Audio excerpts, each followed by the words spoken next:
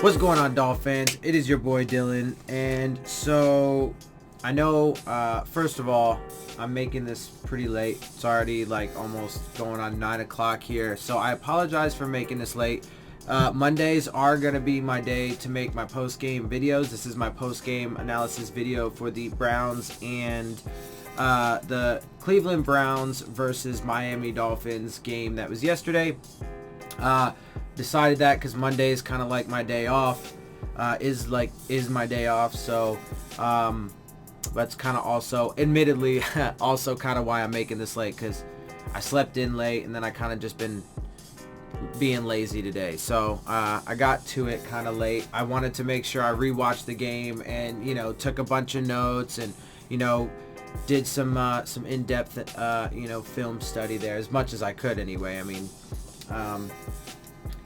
I wish I could watch it like 10 times over, even though it's kind of painful to watch. Anyway, so I got that for you. Just wanted to apologize. So let's get right to it. Before I actually get to, our game and the analysis with the stats and the, whatever, I do want to real quick just talk about, some of the other games that went on. So the Texans beat the Colts 20-17, which brings them to 7-4 on the season, and certainly helps them in their quest to win their division, and right now that puts their pick with their win at 25. So the pick that we have from the Texans is currently pick number 25 overall. Let's see, the Bears beat the Giants 19-14. That's only really relevant because we play the Giants and they're 2-9 now on the season, just like we are.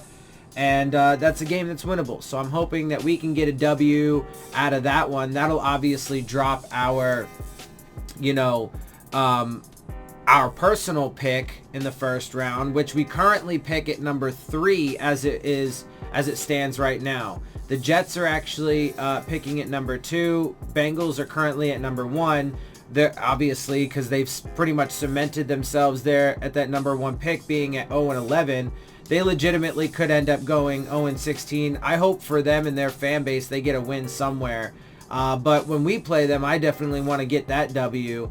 And because like I said, I don't care if it drops our pick. It's how you pick, not where you pick. But the Giants are ahead of us at number 2 right now based off of strength of schedule going down the stretch. So, and then Washington's right after us, then Denver, then Atlanta, Detroit, Arizona, Jacksonville, and the Jets round out the top 10. The Steelers did beat the Bengals, so Bengals dropped to 0-11, helped cement them into that number 1 spot. The Steelers, are now, let's see, they are actually also by the based off of the games that happened this week, they actually moved into the number 6th position, I believe it is, for the wild card, right? So they have officially, as of this week, if the season ended today, the Steelers would be in the playoffs as a wild card team. And so their pick now has dropped to the 22nd overall pick as of week 12, right? So like I said, and their strength of schedule is against teams that are barely over 500, right? And to be fair, they're barely over 500 and their offense hasn't been that great, but Minkah Fitzpatrick did get another turnover. He got a fumble recovery in that game. So, continuing to prove how bad of a trade that was for the Dolphins. Because, I mean, I find it inconceivable that, whoever they get with that Steelers pick is going to be comparable to Minkah Fitzpatrick. But, okay, for those of you who think that, I guess, right? But anyway, so, they did, though, bench Mason Rudolph in that game, which I actually think is a good idea because he doesn't seem to be proving like he's, at the very least, to be as fair as possible, he doesn't seem to be proving himself ready to take over the reins from Ben Roethlisberger. And I mean, he's coming back next year anyway, so he would have to sit again regardless. But Devlin Hodges did some good things and helped them overcome the Bengals in that game when it was probably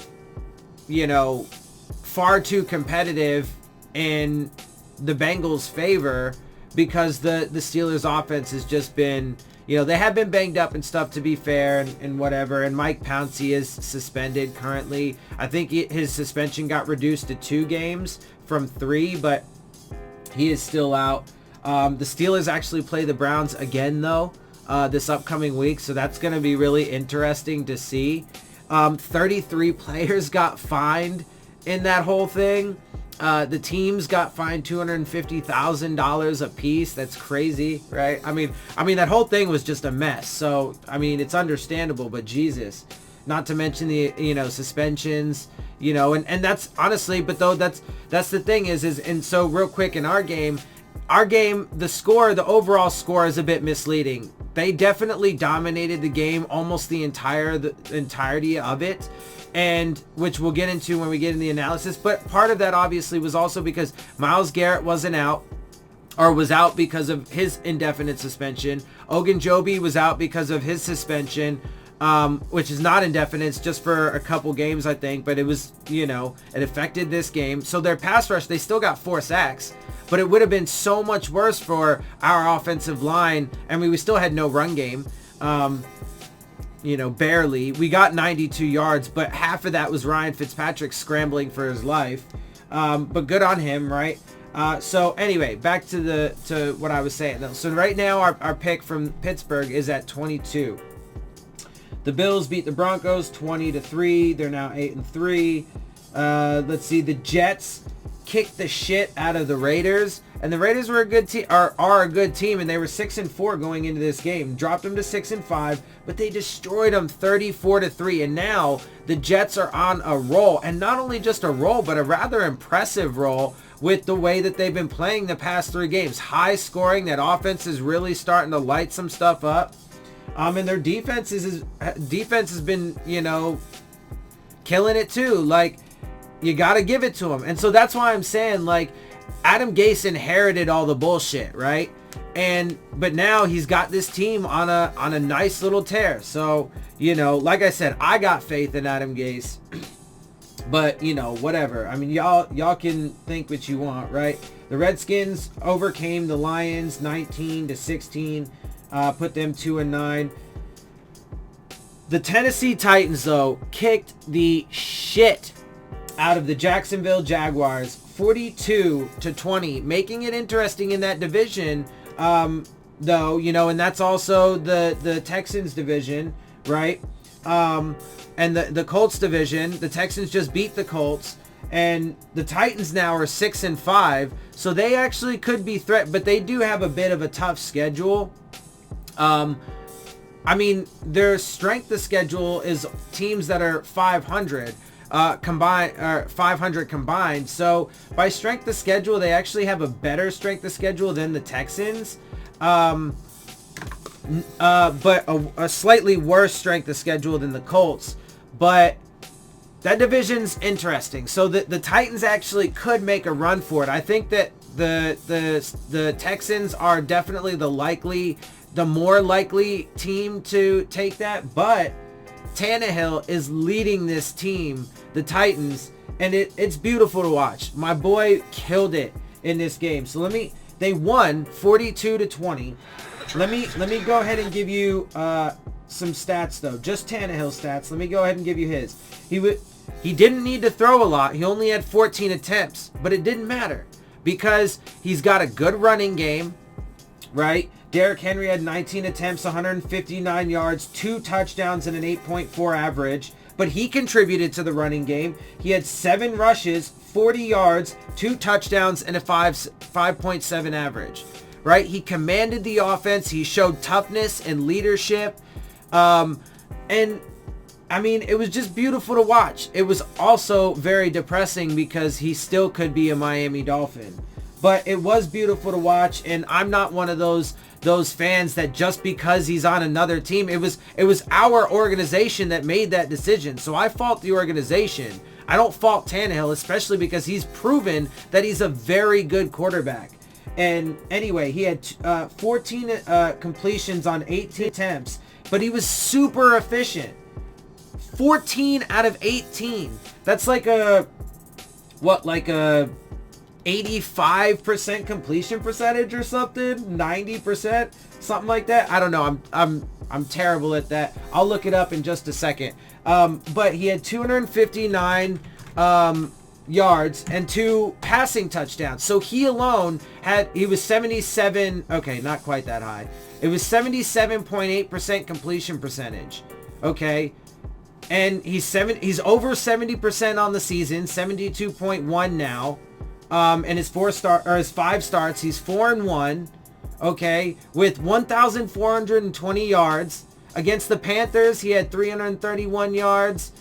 He had 259 this last one. He had 4 touchdowns himself in that game. He killed it. He had a 155.8 passer rating against the Jaguars. And yes, they're struggling and having their issues, but they're not, they got some talent and they're within the division, right? And so it's a divisional battle. But Ryan Tannehill has now proven, so look, and then the Patriots won again, which sucks. The Ravens kicked the shit out of the Rams, 45-6. But look, part of why I say that is because, again, this whole teardown wasn't necessary, right? Adam Gase got blamed for things that he didn't have control over in year 2 and 3. He took a mediocre team to the playoffs in year 1, okay?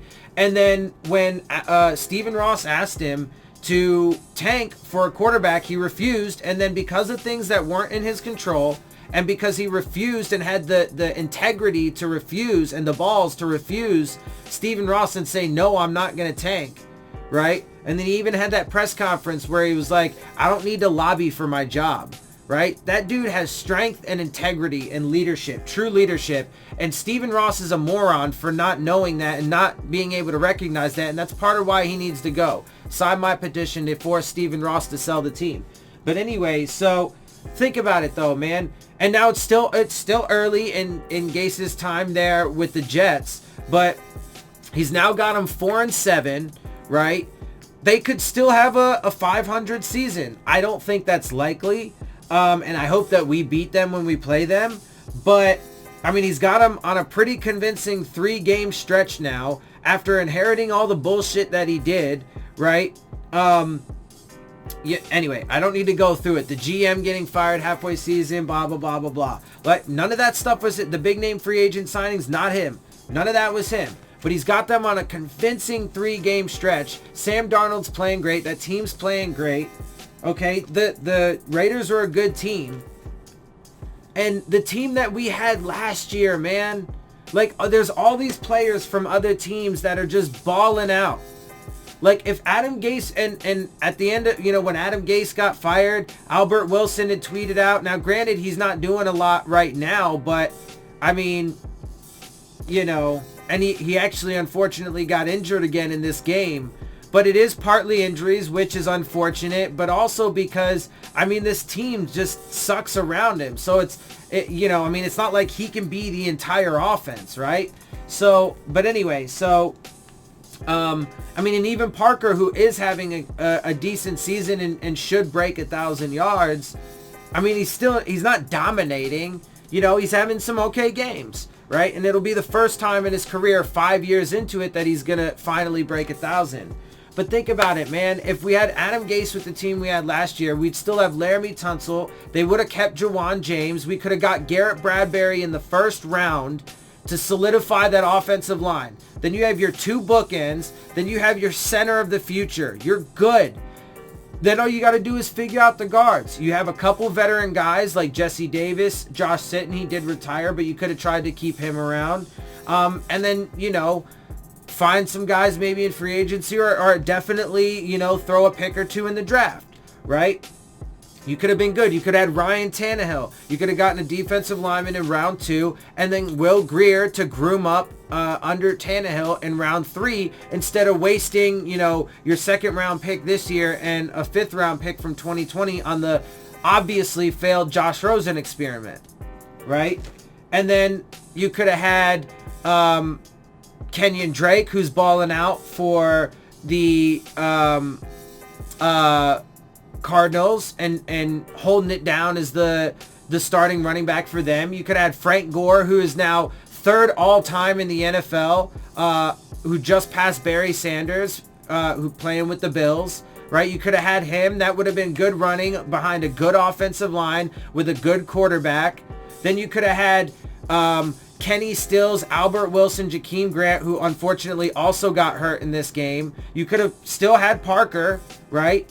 Gesicki, who is coming on a little bit. He's not playing spectacular, but he is improving.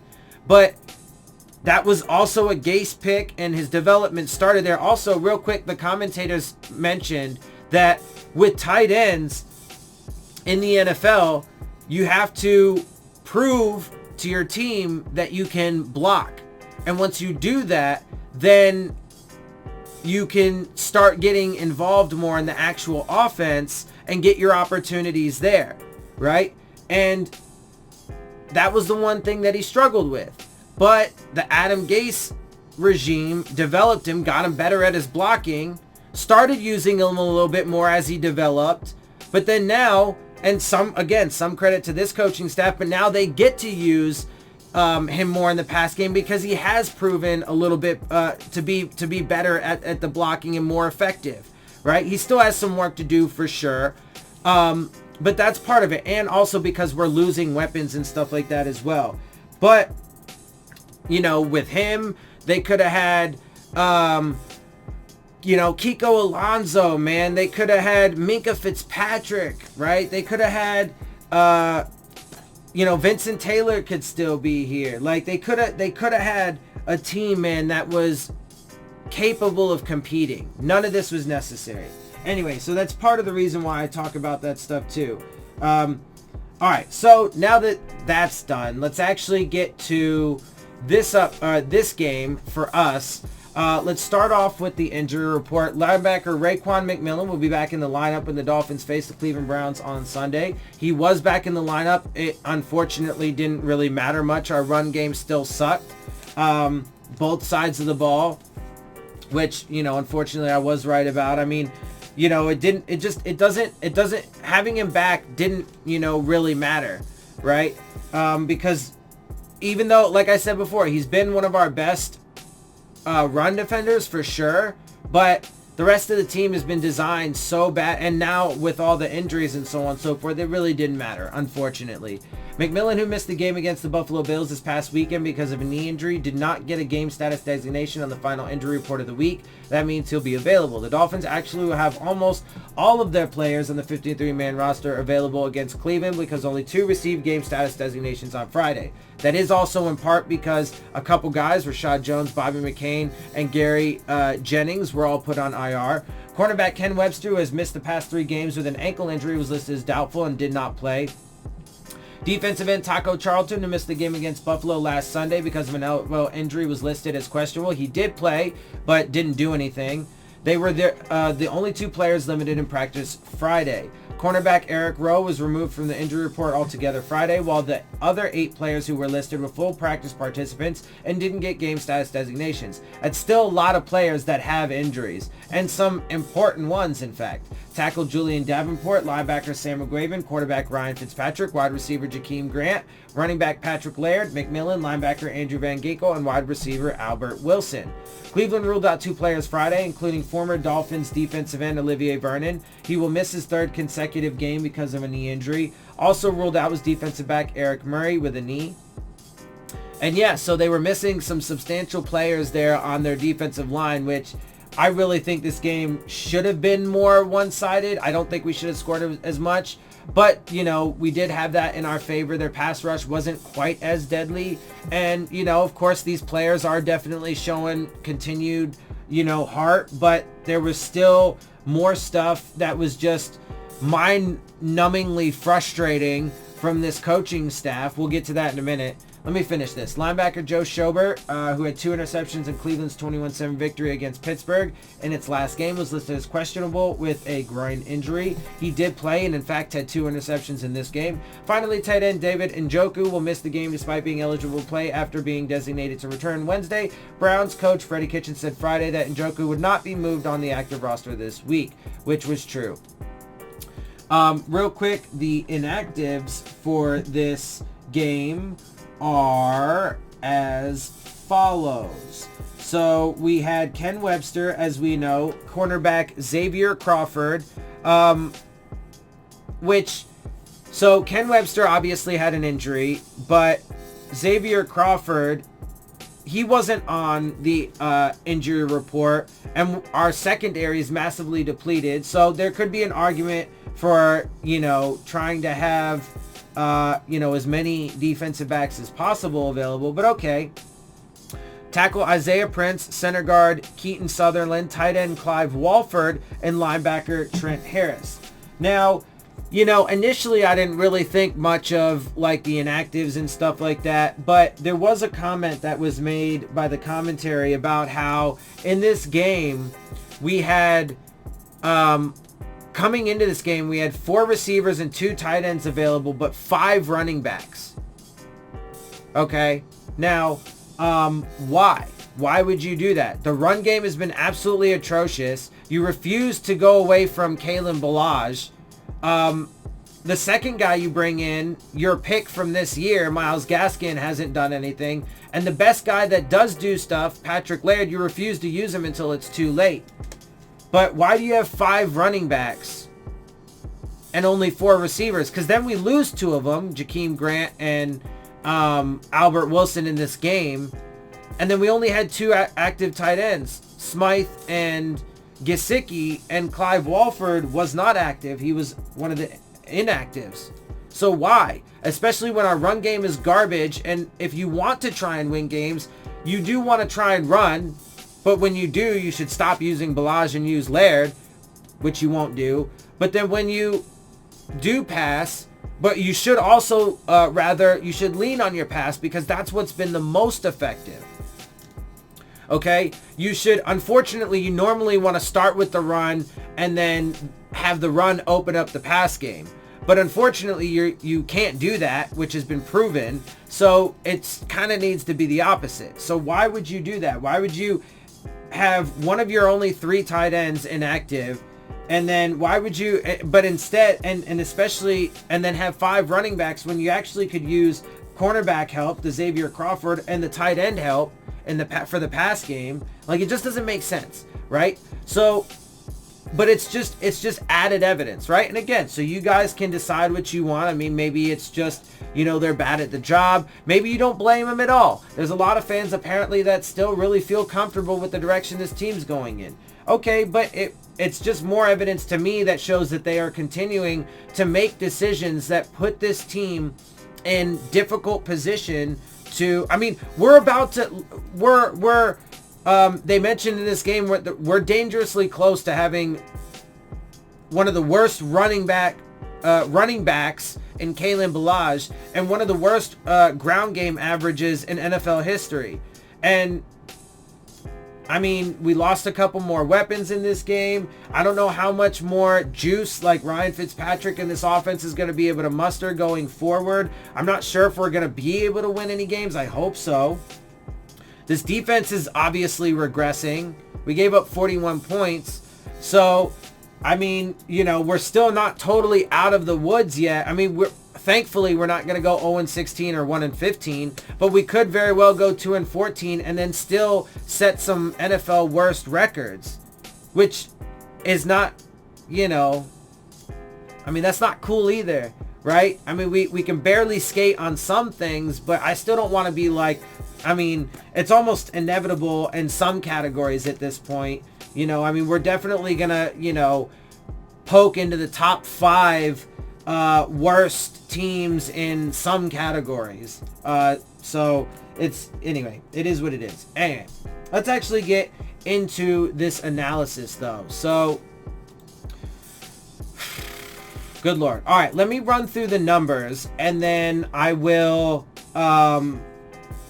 go through and actually give you, all of my notes and all of the things that stuck out to me.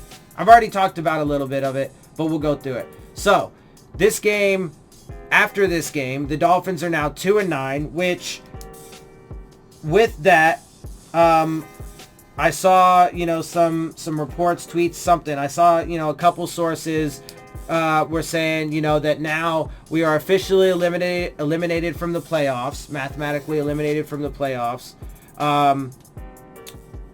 I'm not totally sure about that. I will look more into that, but I did see something about that, that we are officially eliminated.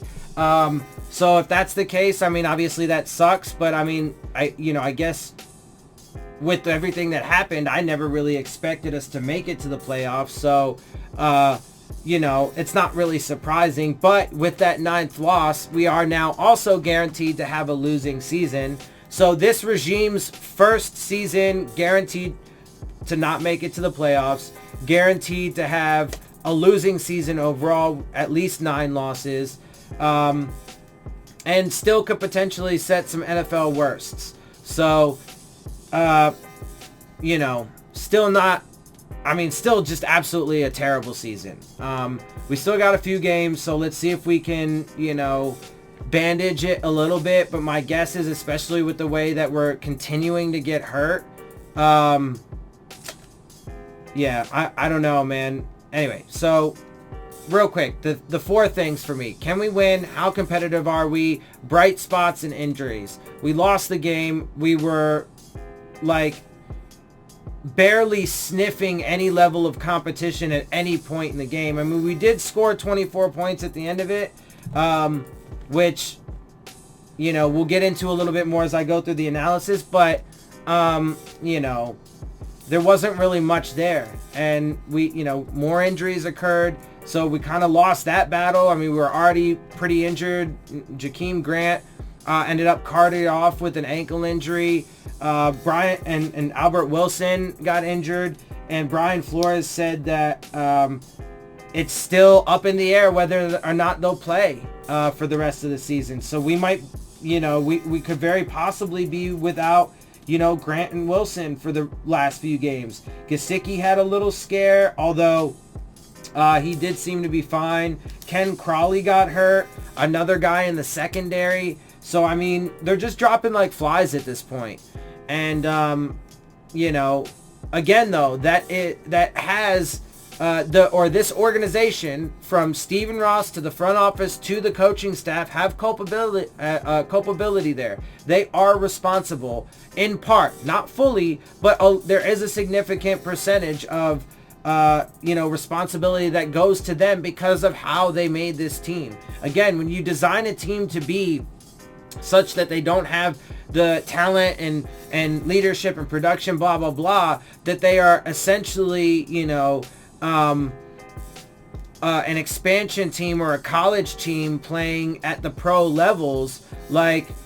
It's just natural that they're going to be massively outmatched. And, again, they're playing for their careers and their pride. So they're trying, man, they're giving it their all. But when you push it when the players push it to the max, that'd be like saying, you have like a bodybuilder who, let's say he puts up 350, right? And he's able to do it, with relative ease. But then, I don't know. I was going to say, like, he gets handicapped, right? So let's say, I don't know. Let's say he loses both of his hands, right? And, so he's got to get prosthetics or whatever. And he goes to, get back into it after, whatever, because he doesn't want to, give up on his lifestyle and so on and so forth. He gets them, but he tries to do the 350 right away instead of like easing his way back into it, right? I know that's kind of a ridiculous thing. I don't know why that came to mind, but it kind of sort of gets it, right? Because the whole point is that when you go into it massively handicapped, you can't expect to, be able to do, full force. You can't, you can try to put everything that you have into it, right? You can have the heart and the soul and the grit, but when you overextend yourself, it's going to be natural that you're going to have tears and breakdowns and so on and so forth. Anyway, but let's get into these stats. We lost 41-24. We are now 2-9. The Browns are 5-6. We had 284 total yards. They had 467. We had 192 passing yards. They had 320. We had 92 rushing yards, but like right around, half of that was again Ryan Fitzpatrick like running around scrambling for his life. But they had 147 rushing yards. So, our rush defense didn't really do anything. Not very much. We had 4.5 yards per play. They were at 7, which is crazy. We had 2 interceptions. They had 1. So Ryan Fitzpatrick threw 2 picks. Baker Mayfield did throw 1. Although with the Baker Mayfield one, it was on him. It was his fault. He definitely threw the ball behind Odell Beckham Jr. So that one wasn't on Odell, but it wasn't particularly Ryan Lewis either. It was kind of a lucky one, right? Because he he definitely threw it behind Odell. Odell, did what he could to try and at least bat it down, but couldn't. And it went right into the arms of Ryan Lewis. But good on him for having the awareness at least, right? For when that kind of thing happens to be able to get it, right? He oftentimes you see defensive backs that'll just drop it, but he was also, let's note, he was in there because of the Ken Crawley injury.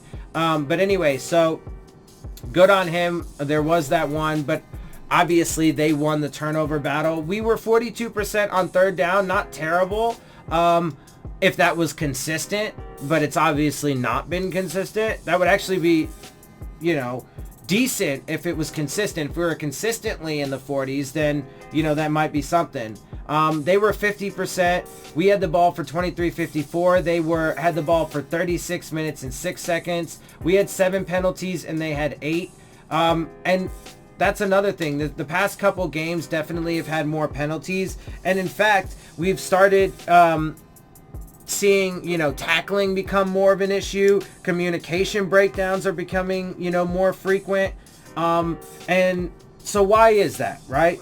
There's a few reasons. One is you have a team that is young and inexperienced, right? Well, but why are they young and inexperienced? Because the front office and the coaching staff at the direction, mostly the front office does have overriding say in personnel. That is true. But the coaching staff, particularly Brian Flores, does have say. And, he is a head and a voice in those conversations, right? And after all, it's the team that he has to coach, right? But anyway, so it's because of this organization from top down, or in the leadership from Ross to his front office and coaching staff, that systemically designed this team to be bad, okay? Or bad, but it, as far as it goes in this conversation, designed them to be young and inexperienced, right? But that obviously then translates into bad, but missed assignments, communication errors, breakdowns, so on and so forth. So that's part of it. But again, the power structure here deserves accountability, or to be held accountable for that, at least in part, right? Secondly, they're getting tired, man, especially towards the end of the season now. They are so thin, and then you see it in games, especially when they spend tons of time on the field. Over half the game on the field, they get worn down, and then you see it from, they might start off kind of scrappy at the beginning of some games, but then they fade off. So you're seeing it in games, right? You're seeing it over the course of the entire season, and, what do you get? Or, what do you do, right? Because when you design the team to be the way it is, and then when you're constantly putting this team in bad position, because there have been several certainly bad and highly questionable play calls, the way that they've used personnel. Again, one of the prime examples I use is how they used Xavier Howard in the game against the Steelers. They did not shadow Smith-Schuster when they should have, because he was proving to shut him down, but when anybody else was guarding him, he was lighting us up. Shaq Lawson mysteriously out of the lineup for whatever reason, right? In a week where you could use all the tight ends and all the receiving options you possibly could have, and more, potential help at corner, since you're so thin. You have one inactive corner, one inactive tight end, and then a couple inactive offensive linemen when you could possibly need them. But then you have 5 running backs when your running game is terrible, and then you're choosing not to even use the ones that are best. I mean, you could have had Kalen Ballage and Myles Gaskin inactive. Myles Gaskin's been inactive most of the season, so make him inactive. Make Ballage, who's on track to be like one of the worst running backs in NFL history in a season, make them inactive. Have some of these other guys that could potentially be more useful to you, right? That's part of it, right? That's part of determining the inactives. Who's actually going to be the most useful to you on game day? And it just seems consistently that they continue to make decisions that are counter-intuitive to that with their inactives, right? And their timeouts and penalties, timeouts and challenges, the uses of that have been mysterious and questionable throughout the season, and there's more example of that in this game, particularly with challenges that I'll talk about. But then, they're getting tired, so of course you're going to see more mental breakdowns and lose gap integrity and miscommunication and get more penalties. And then of course they're also massively injured as well. So those are the reasons why you're seeing like the bad tackling and the communication breakdowns and more penalties starting to crop up and stuff like that. Now we'll see if that trend continues. But it seems to, the past couple weeks at least, have gone up. So we'll see if that continues. Unfortunately, it might, considering the fact that, again, we're just so beat up. These guys are tired, worn down, but we'll see. In the past game, Ryan Fitzpatrick was 21 of 39, 53.8% completion percentage, 214 yards, 2 touchdowns, 2 interceptions, and a 65.5 passer rating. Baker Mayfield was 24 of 34, 70.6% completion percentage, 327 yards, 3 touchdowns, 1 interception, and a 118.1 passer rating. We made, Baker Mayfield look like an absolute boss. In the rush game, Ryan Fitzpatrick actually led the way for us. 5 rushes, 45 yards, a touchdown, and a 9 average. Patrick Laird, but then came in 3 rushes, 20 yards, and a 6.7 average. But again, they don't use him until it's too late. Why? Why do you refuse to do that? And why do you... Because, again, people can make up their own minds. But to me, it's obvious. They're not trying to put this team in a position to win. They are trying to get that, or at least, I don't know that it's obtainable now, the number 1 overall pick. If we lost to the Bengals and the Giants, then maybe, but I personally want us to win, but we'll see. It could happen at this point with the injuries and so on and so forth. But, it seems pretty clear to me. Again, y'all can make up your mind if you want. And again, apparently 70 to 75% of the fans seem to be still on board. All right. It's according to Fan Pulse, and that seems to be the place where you get a relatively accurate judge of fan bases for all the teams in the NFL. So, hey, okay, it is what it is. Look at the polling, if you will, right? So, but Kalen Ballage, 7 rushes, 13 yards, and a 1.9 average. Okay. Myles Gaskin, 4 rushes, 10 yards, and a 2.5 average. So he had a better run average, but it's still not good, less than 3 yards. Right? So their first option in games is just, we're going to pound Kalen Ballage for a while, until we get into like the third quarter or whatever. Then, you know, and we'll sprinkle in some Myles Gaskin, who's also been ineffectual, and the few times that he's actually had the ball after we decided to finally take him off the inactives list. And then we're just going to refuse to use Patrick Laird, who's the most productive, really, running back that we have right now, by far. He had a 6.7 average, okay? Well, unless you count Ryan Fitzpatrick in this game too. But, you know, until it's just way too late, until it doesn't matter, until we're down by so much that there's almost no way we can come back anyway, right? So it's absolutely ridiculous. But when you have the context of this season is designed to be bad so we can get a quarterback, it just makes sense, and all the pieces fall into place, and you realize that it is, I mean, I don't know, subliminally intentional, you know, whatever. Like, it's subliminal. I mean, it's subtle. I don't know. I mean, not really. It seems pretty obvious to me, but okay.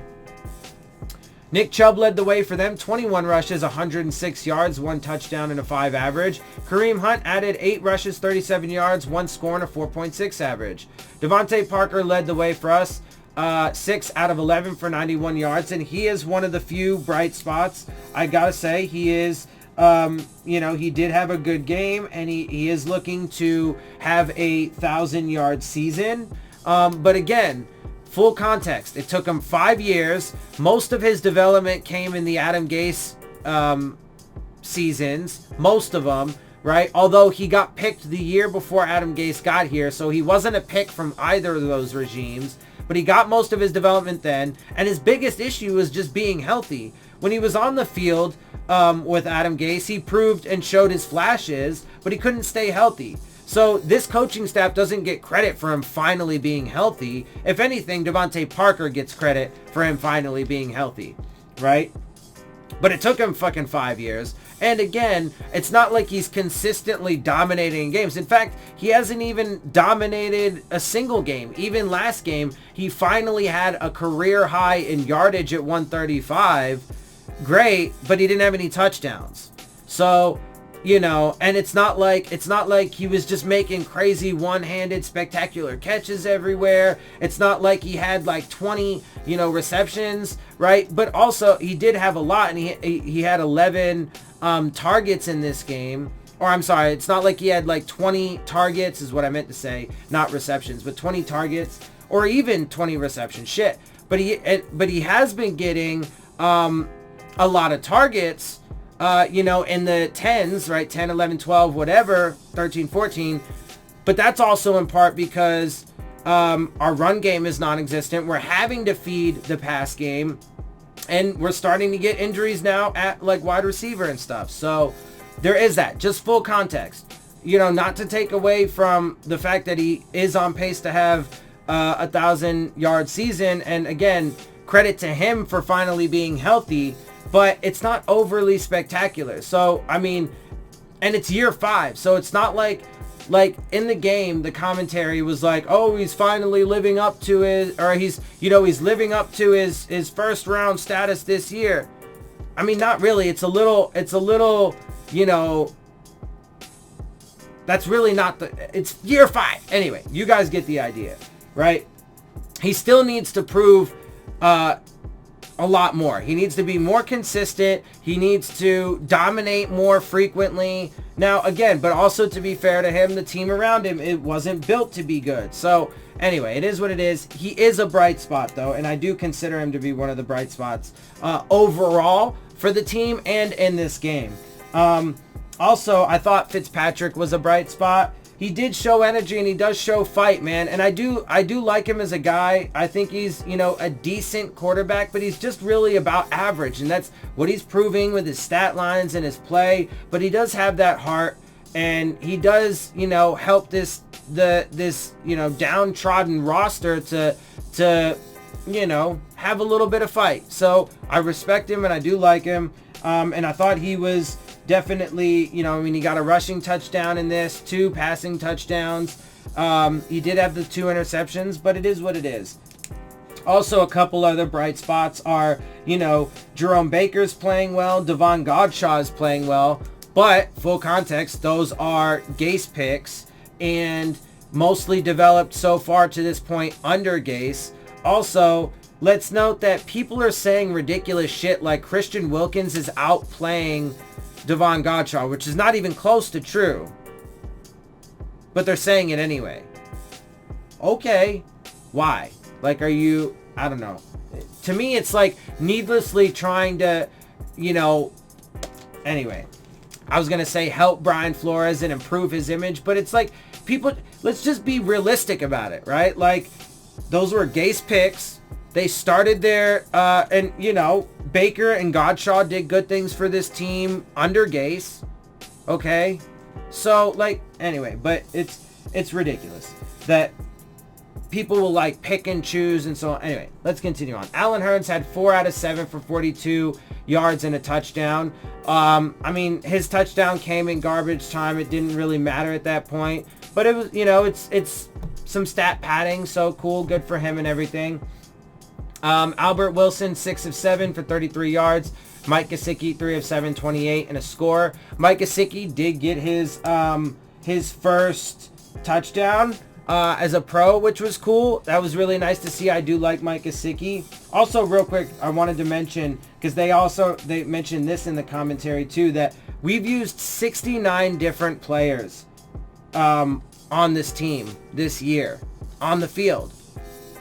That's crazy. That's crazy. Anyway, and then Kalen Ballage had 1 reception on 1 target for 13 yards. Jarvis Landry led the way for them. So, that conversation about Jarvis Landry, having a revenge game, I mean, whether it was or wasn't, you could say it was. He caught 10 balls on 13 targets for 148 yards and 2 touchdowns.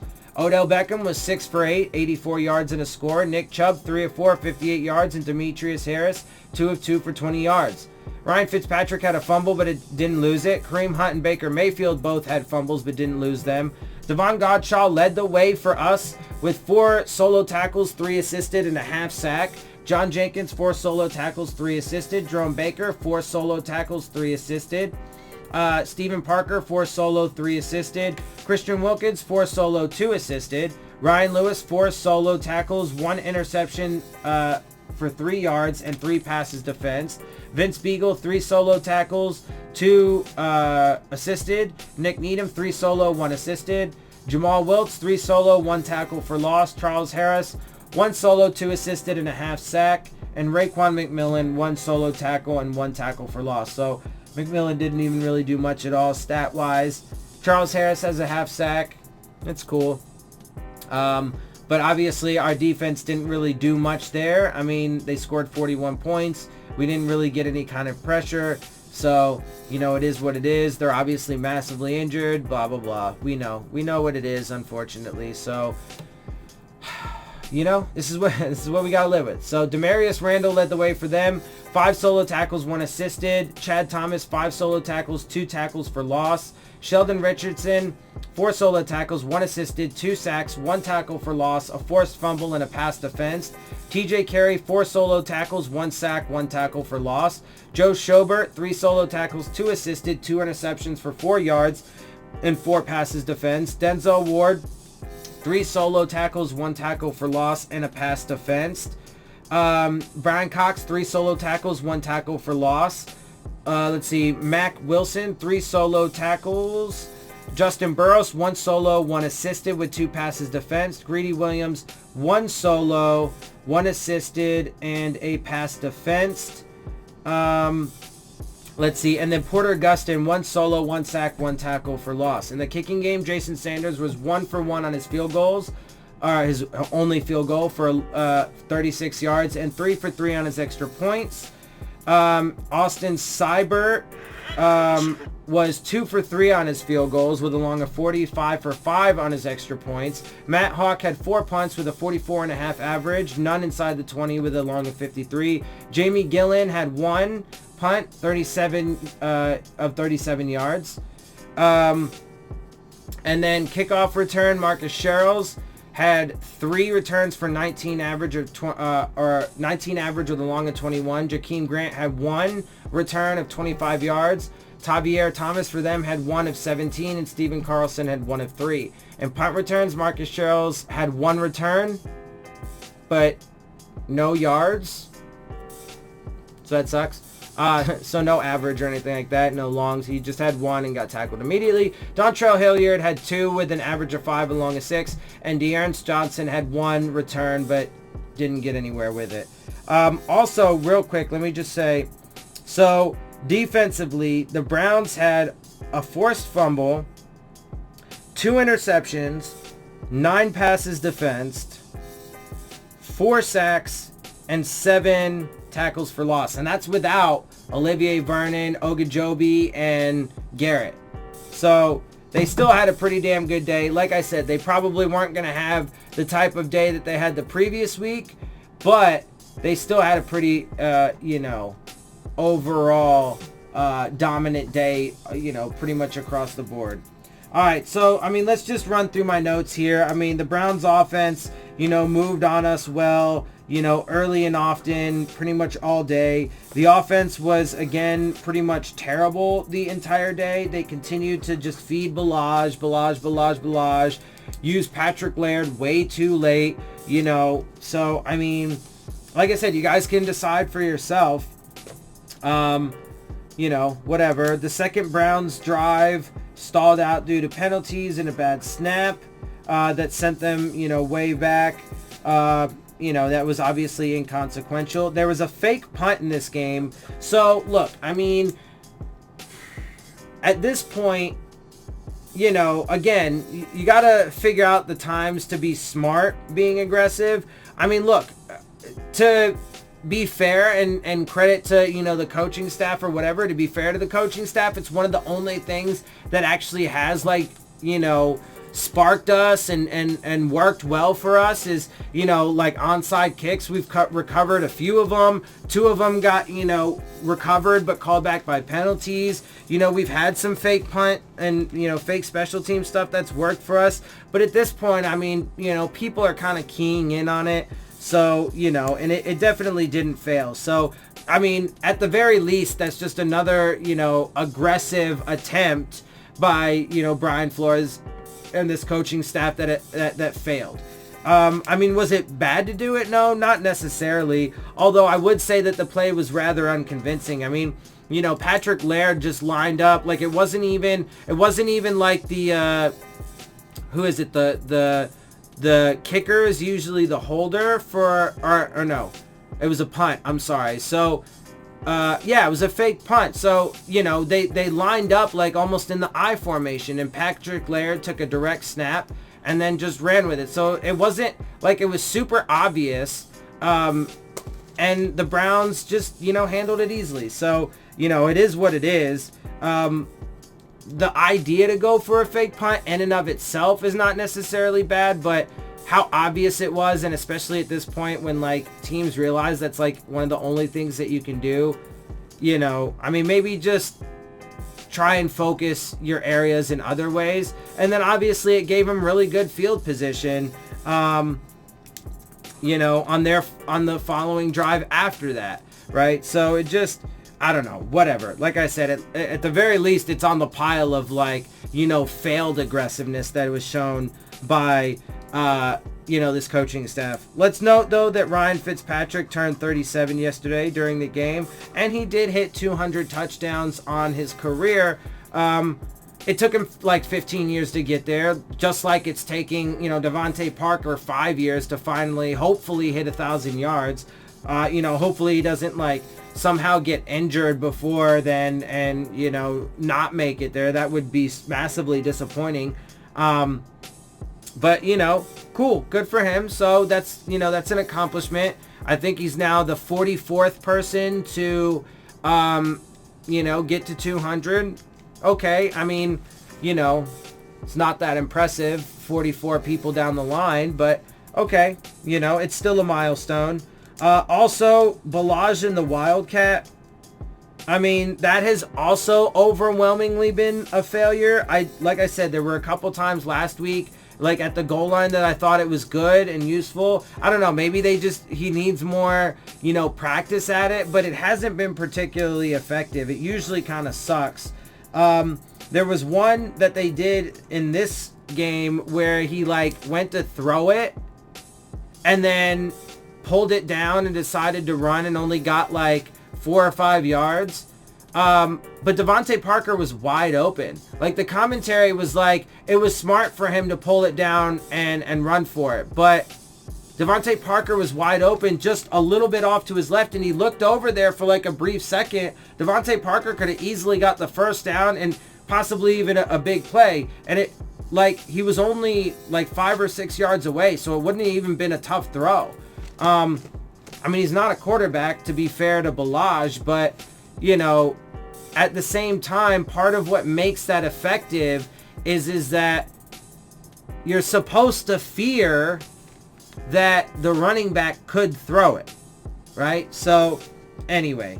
And then there was another one that they ran where, I mean, it was successful, but just barely, and it was like on 3rd down or whatever or something like that, and you know, they needed like 4 or 5 yards, and since Ballage is not even averaging like 2 yards or barely averaging 2 yards of pickup, it's kind of scary to like ask him to do that. It was successful, but I mean, that's pretty risky.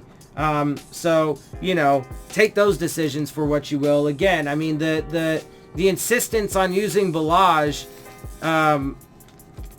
anyway, like I said, 5 running backs, 2 tight ends, 4 wide receivers. 2 of our wide receivers ended up getting hurt. We talked about that. Also, there was a moment in this game where Brian Flores was seen on the sideline just like throwing a fucking fit, like super pissed at the refs. It was right after Schobert, their linebacker, got his first interception of the game. But why? So and so everybody, you know, the commentary and other, you know, creators are like, see, that's what we want from our head coach, to get like animated on the sideline. Okay, but what's the context for it? Why is he getting animated, right? Because in a few of the occasions where people point that out and say, see, that's what we want from our head coach, it was over nothing, right? Ridiculous times. All it was throwing a temper tantrum when you look at the context. So let me be specific. In this game, it was after Joe Schobert got his first interception. There was no penalty on the play. You know, there was no possible penalty on the play. It was a clean interception. Like, there was just like no reason. Like, I can't even like, and like, you can go back and watch it yourself. I really wish I had the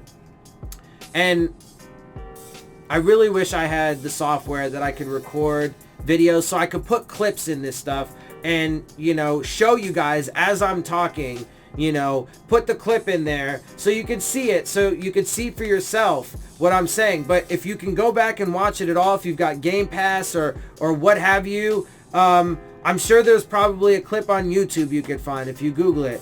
But it's like, why are you getting like pissed and throwing a temper tantrum at the refs? There's like absolutely nothing to throw a fucking fit over. And then people are like, yeah, that's what we want. So what? You want your head coach to just throw random fits and scream at the refs for no reason? Another example, I don't remember what game it was exactly at this point, but it was a game where it was 4th and 1, right? They go for it.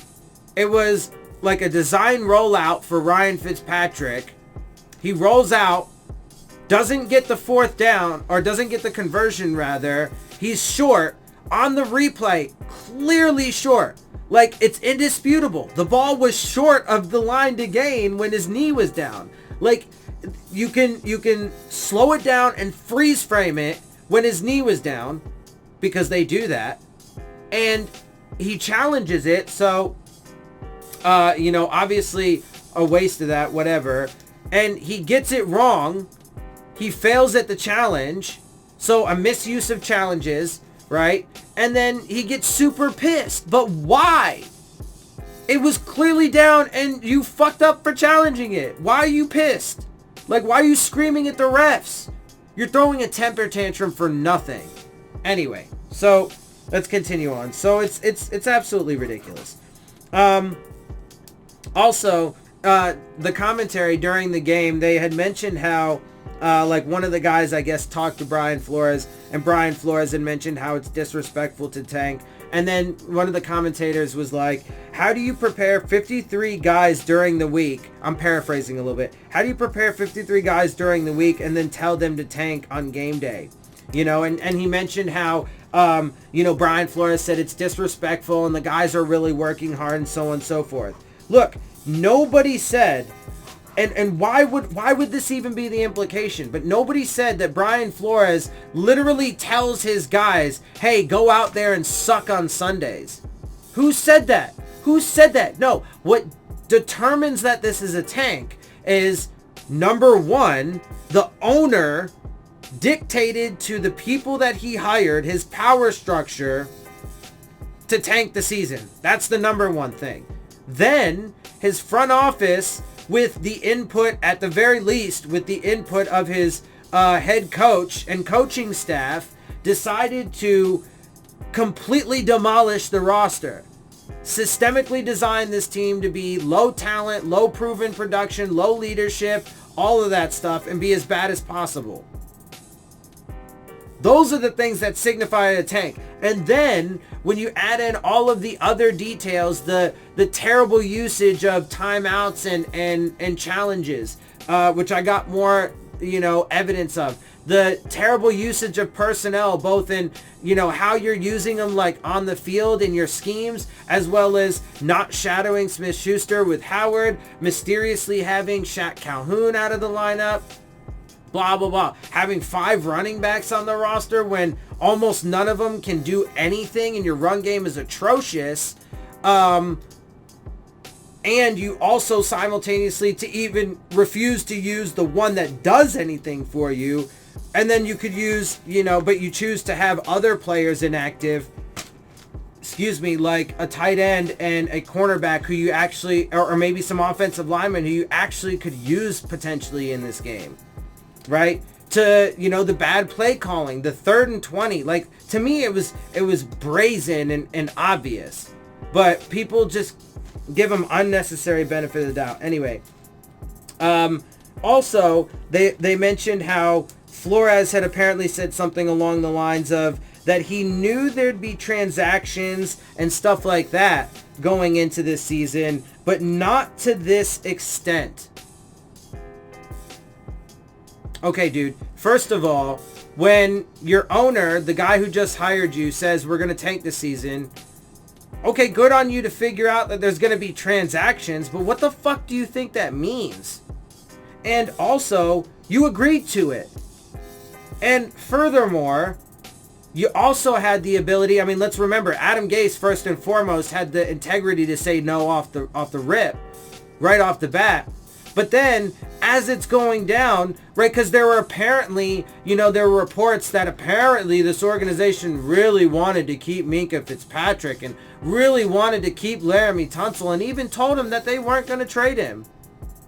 Okay, but then why not say something, right? Why not speak up, right? So his inaction holds him as liable, right? Because if you want to go with the argument that Brian Flores doesn't really have say in that or whatever, I mean, if he really objected to it, the least he could do is speak up, you know, passionately and firmly and be like, whoa, I think we need to rein this in a little bit, right? But no, so even if that's what you believe, then his inaction holds him accountable or liable for this as well. So, I mean, like, because you could at the end of the day be like, whoa, guys, I need a left tackle here.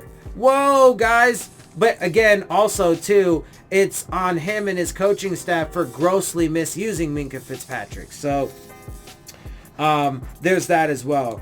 I think I mentioned this a little bit. The Ryan Lewis interception was pretty much just lucky.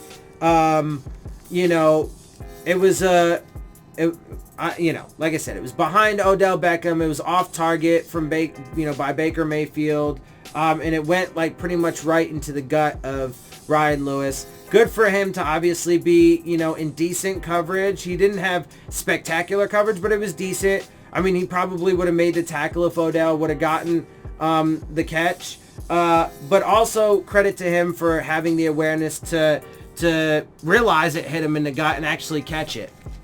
But, you know, that did set up the Browns on the Dolphins 48-yard line. Let's see. But after that, I mean, you know, look, we had a good drive. I mean, the team, the players put together a good drive. There was some, you know, solid play calling. So credit where credit's due. We had good field position for sure starting in that drive, but credit where credit's due. Good for the players and so on and so forth for getting down to the end zone. And that's when Gesicki got his touchdown. So congratulations to the kid for getting his first score. So real quick, let's talk about, because like I said, there was some evidence in this game about challenges that were mind-boggling to me. Okay, so first off, there was a challenge. It was in the third quarter, 2nd and 10. The Dolphins had the ball, okay? They're somewhere on their side of the field. I forgot what yard marker they were at, and I forgot to write it down. But it was somewhere in the third quarter. We were down by, I think at that time it was like 28-17 or something. So it wasn't totally out of reach or whatever. There was about 4 minutes left to go, and there was a throw to Parker. The ball deflected off the defensive back's shoulder pad. The defensive back, I think it might have been Denzel Ward, I can't remember, deflected a little bit more. Anyway, point is, Parker makes this like juggling catch, whatever. He secures the ball, and he was like super tight rope, like on the edge of the field, right? And on replay, it looked like he probably, was just barely out of bounds. But it certainly would have been worth challenging if you wanted to show that you're good at being aggressive in a smart fashion, right? You have the ball, you're down by like 2 scores, you're trying to, come back or whatever, and there's potential. Now, I mean, the call on the field was incomplete pass, to be fair, and there has to be a lot to overturn it. However, it's worth a try, right? To get your team going. It was, and then if it wasn't for a personal foul on the defense, the very next play, that drive would have stalled out, right? So, why not be aggressive there and challenge it? But he didn't. He refused to, right? So, but then later on in the game, which actually, matter of fact, that drive, the very next drive, or that same drive, excuse me, after it got extended because of the personal foul on the Browns defense, which it was a good one. It was a good call. It was, helmet to helmet contact. Good call. But after that, Fitz went down, drove the team downfield, and then ran in for a touchdown. That's where he got his rushing touchdown. So if it wasn't for that personal foul, the help that we got, that would have been 7 points that we wouldn't have scored. And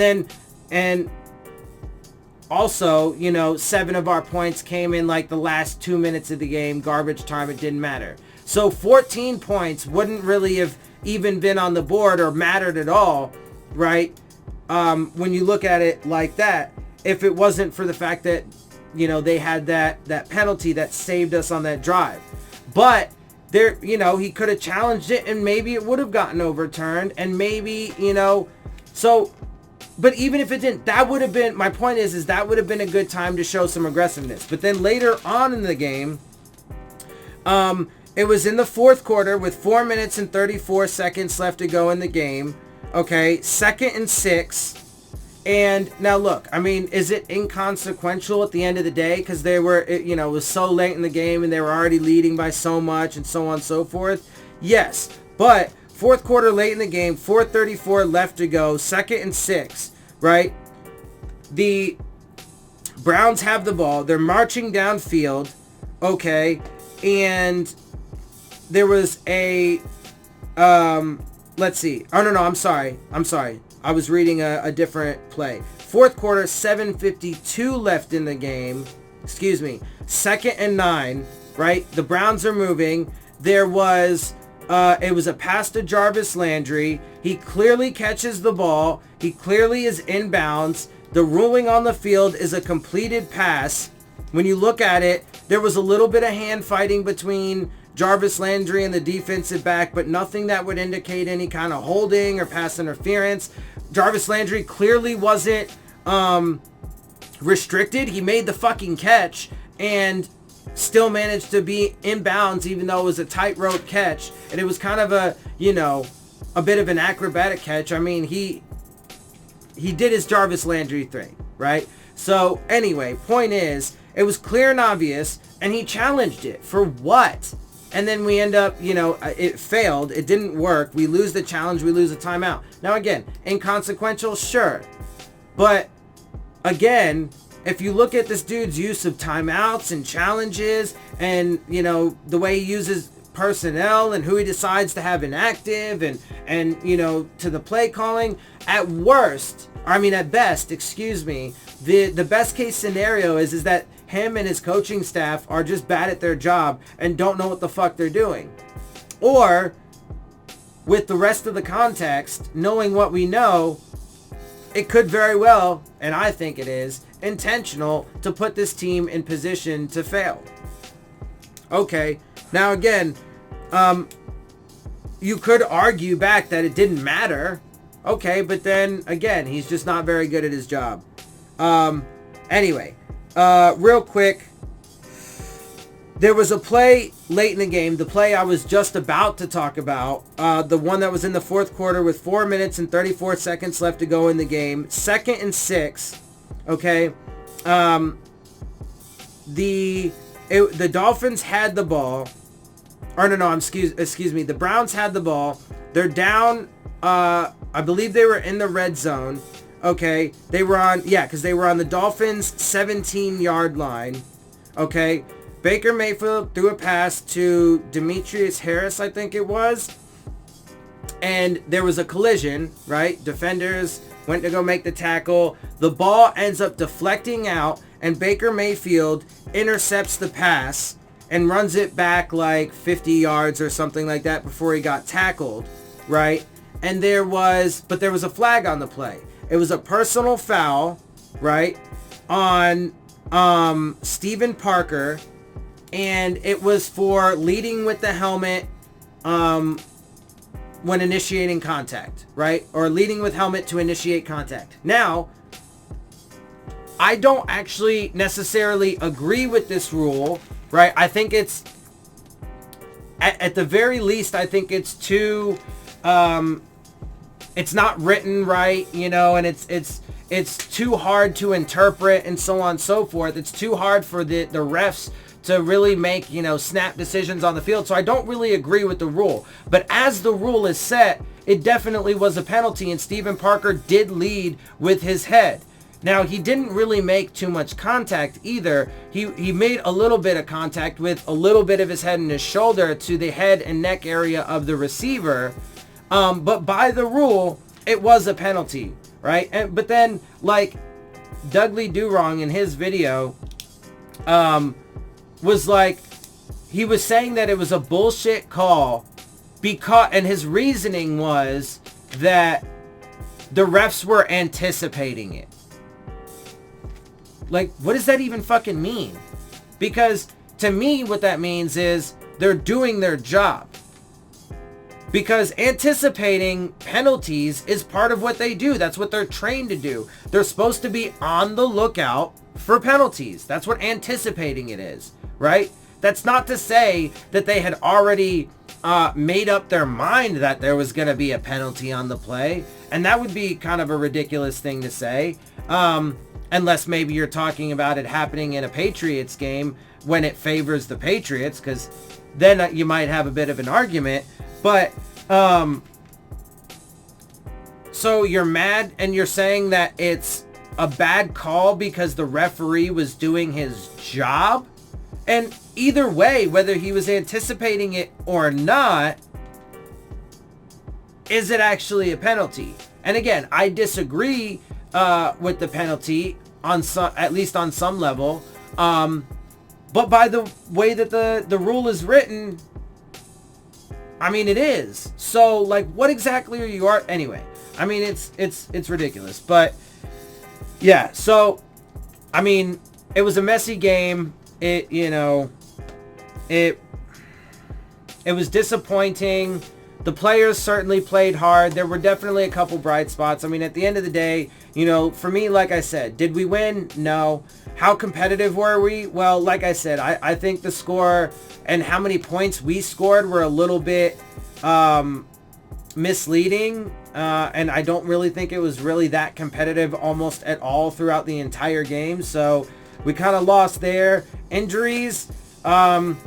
Like I said, we had a few guys get banged up, including a couple guys that potentially could not play for the rest of the season, and Albert Wilson and Jakeem Grant, which makes our special teams and offense weaker. And then bright spots like Parker, Fitz was bright spot. Jerome Baker, Godshaw. So there's some bright, there's some little flickers here and there, but it's like, I was gonna say it's like staring up in the night sky, but it would, like, on a dark night, but it's like if it's pitch black, but there's only a few stars, because it could depend. I mean, sometimes the night sky is a bunch of stars. There are not that many flashes, not that many bright spots, unfortunately, on this team right now. We see like one or two, maybe a week. But even some of the bright spots that we had, like, Preston Williams goes down with an ACL, and Mark Wanton is cut because of, his off the field stuff. So, yeah. Anyway, to end my analysis, though, I want to end with kind of a little bit of a bright, not necessarily a bright spot, but definitely something a little bit brighter. Fitz is fun, man. I gotta admit, he is fun. His celebrations are goofy. He's kind of a goofy guy. Like I said, I mean, I like him as a dude. I mean, I certainly wouldn't want him as our quarterback. But he does have heart, and, he had some funny little, dances that got some attention, that were entertaining. And, he did have one run where he's like 5 yards past the line of scrimmage, and he like pump faked it. Like, okay. I mean, I'm pretty sure none of the fucking defense is going to think you're actually going to throw the ball. You're 5 or 6 yards past the line of scrimmage, but okay, it's fun, right? So, and I mean, he didn't fake anybody out with it. The defense, rallied and made the tackle or whatever, and nobody like stutter stepped or anything like that. So, it was just fun, right? But I gotta say, Fitzy is fun, and I also will admit that, I have thought about it more, and I think I will change my positioning. I did say that Josh Rosen probably would give you the better chance to win overall, but, and my reasoning for that is that okay, to be fair to me, in my defense, my reasoning mostly was that he's overall the better quarterback, Josh Rosen, right? Because he's got a higher ceiling, he's younger, and so on and so forth. However, Ryan Fitzpatrick has done this. We do already know what he is. He is an average quarterback. He does have good spurts and bad spurts. But he has the experience, and, he is a good leader. So he does have that. Whereas, Josh Rosen, he has some pretty significant flaws. He's been dealt a seriously terrible hand, and unfortunately, he's probably building some bad habits now as well. So, I do think it is fair to change my stance on that and say that Ryan Fitzpatrick probably is at least in the immediate, the quarterback that does give you the better chance so hopefully he can stay healthy and not get injured, and maybe we can hopefully potentially win another game or two somewhere. I'm hoping against the Giants, maybe the Jets, certainly against the Bengals, man. I want to pull out a win there, but we'll see. And so to end this video, because this is now an hour and 20 minutes, and I have said a lot, there was a lot to talk about. But so next week we play the Philadelphia Eagles. That is going to be in Hard Rock Stadium. And look, I mean, the Eagles are 5-6 right now. They just lost this week. So, I mean, there's potential there. I think, you know, it's likely they'll probably come away with the W. I mean, we're massively injured and we're, you know, losing guys every week and stuff. So we'll see, but hopefully we can be competitive. I mean, again, you know, next week it's going to be the same thing. Are we able to win? How competitive are we? And, you know, keep on the injury tracking as well as, you know, possible bright spots for the game. You know, what bright spots do emerge in the game. So yeah. All right, guys, I'm going to wrap this up. Like I said, this is an hour and 20. It's been a long video. There was a lot to say. I'm really trying, like, to, I'm trying, that's part of the reason why I decided to do my videos the day after. And, you know, I want to rewatch the game, take notes and stuff. I'm trying to structure this better so I can, you know, maybe not drone on so much and repeat myself so much. I know it's obviously not working out too well, so I apologize, and I appreciate all of you guys who, you know, sit through this stuff. So, but I am going to continue to work on that. Hopefully I get better. You know, I'm definitely open to suggestions and stuff. Like I said, I'm taking notes and I'm upping that game, so I'm trying to do more. Anyway, with that, guys, I'm gonna get up out of here. I hope you guys do enjoy my videos and my perspective, though, overall. So if you do, make sure you hit the subscribe button, make sure you hit the like button, make sure you hit the bell if you want to get the alerts.